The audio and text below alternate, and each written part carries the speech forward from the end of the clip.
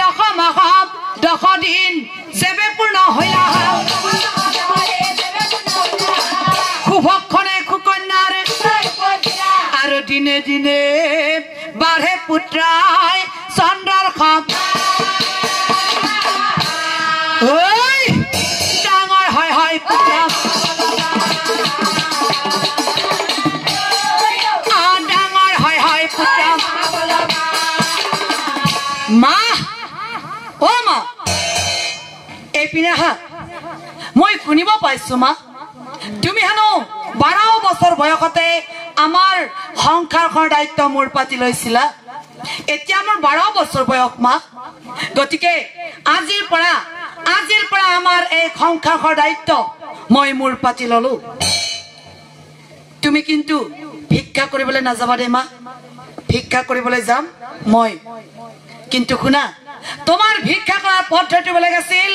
আৰু মই ভিক্ষা কৰাৰ পদ্ধতিও বেলেগ হ'ব মই ভিক্ষা কৰিব লাগিলে মোক কি লাগিব জানো মা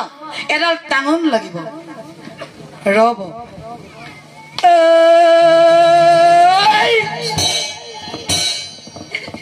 প্ৰথম দিন ভিক্ষা কৰিবলৈ যাও মা আশীৰ্বাদ কৰিবা যাতে খালি হাতে উভতি আহিব নালাগে এ টাঙন এডাল লৈ সি বনে বনে ফুৰে প্ৰথম দিন কাৰো কতো দেখা দেখি নাই খালি হাতে উভতি গলে মাই বৰ কষ্ট পাব কি কৰা যায় কি এজন ব্ৰাহ্মণ আহি আছে নিশ্চয় সকামৰ পৰা আহিছে মাত দি চাও সকামৰ পৰা আহিছে সেই নহয় দেউ আপোনাৰ হাতত দুটা মই টোপোলা দেখিছো সেই টোপোলা তাত চাউল আছে নহয় দালি আছে আলু তাৰ মানে লগত আপোনাৰ টকা পইচাও আছে প্ৰণাম দেউ বহুদিন টোপোলা আপুনি ঘৰলৈ লৈ গল আজি কিন্তু টোপোলা এটা মোক দি থৈ যাও টোপোলা দিব নোৱাৰো ভালকে কৈছো দেউ মোক টোপোলা এটা দি থৈ যাও মইও ভালকে কৈছো টোপোলা দিব নোৱাৰো এই দেউ গৰম কৰি নলব দিব কৈছো দিয়ক দিব কৈছো দিয়ক সঁচাকে নিদি লাগিব দেউ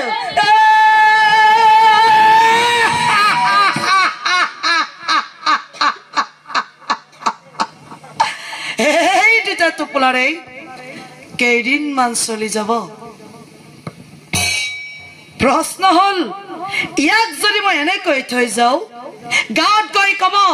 মুনিৰ পুত্ৰই মোক মাৰি ধনখন কাঢ়ি লৈ গল ইয়াৰ যদি মই কামটোৱে শেষ কৰি থওঁ তেতিয়াতো কব নোৱাৰে দেউ টোপোলা এটা মোক ভালদৰে নিদিলে এতিয়া জীৱন লাগিব লাগিব দেউ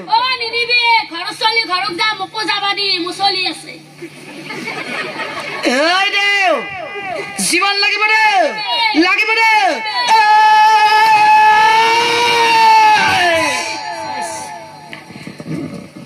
বস্তুটো দুই ভাল হৈ গল এতিয়া কোনেও কব নোৱাৰে মুনিৰ পুত্ৰই মোক মাৰি ধনখন কাঢ়ি লৈ গল ইয়াৰ শৰীৰ গছৰ আঁৰত লুকাই থলো শিয়াল খগুনে খাই খাই থাকক আৰে মই মাৰ ওচৰলৈ যাও এই ধনখন যি পায়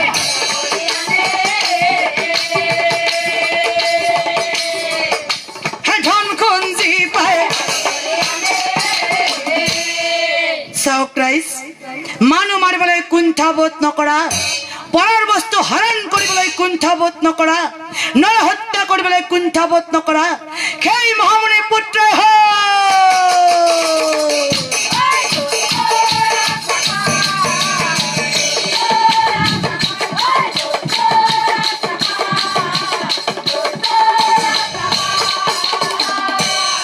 শ্ৰদ্ধাৰ নামধৰ্মী ৰাইজ থিয় হৈ আপোনালোকৰ মাজত মই দুটা প্ৰশ্ন ৰাখিছিলো মোৰ প্ৰথম প্ৰশ্নটো আছিল যে এজন মুনিৰ পুত্ৰ হৈ ৰত্নাকৰ কিয় দস্যু হল আৰু 2 নম্বৰ প্ৰশ্নটো আছিল কোনোদিন গুৰুগৃহত নথকাকৈ কোনোদিন শাস্ত্ৰ অধ্যয়ন নকৰাকৈ সেই দস্যু ৰত্নাকৰ কেনেকৈ বাৰু মহামুনি বাল্মীকি হল আপোনালোকে উত্তৰ দুটা পালে নে নাই মই নাজানিলো মই কিন্তু পালো কিয় জানে যেতিয়া সতি সন্তান মাতৃৰ গৰ্ভত থাকে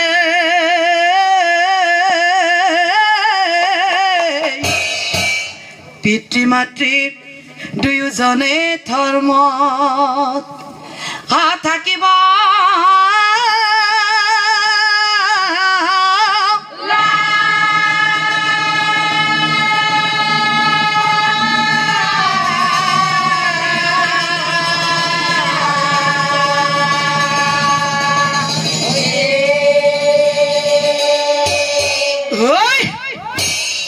জীৱ হত্যা জীৱ হিংসা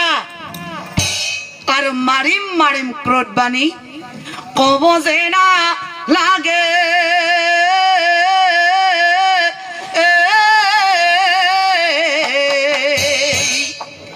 যেতিয়া ভাৰ্যা গৰ্ভৱতী হয় ভাৰ্যাক কাষত বহুৱাই লৈ শাস্ত্ৰ কথা কব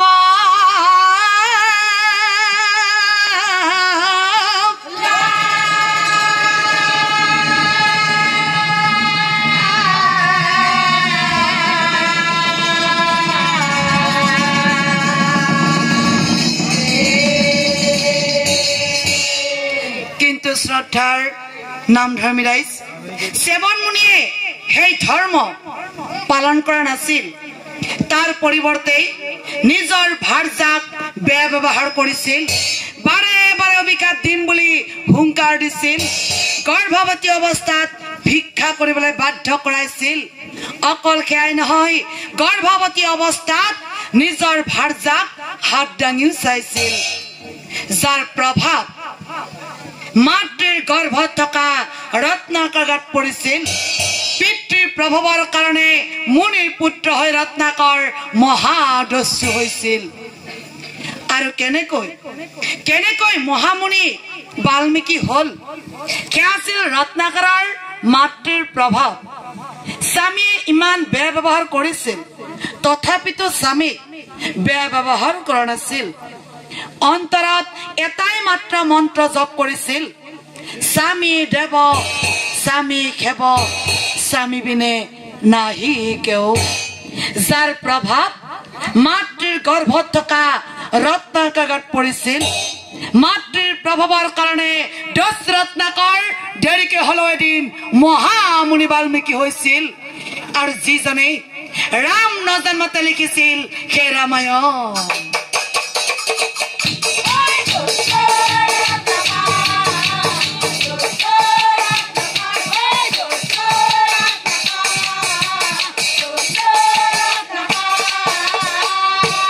हरि तुम शरणे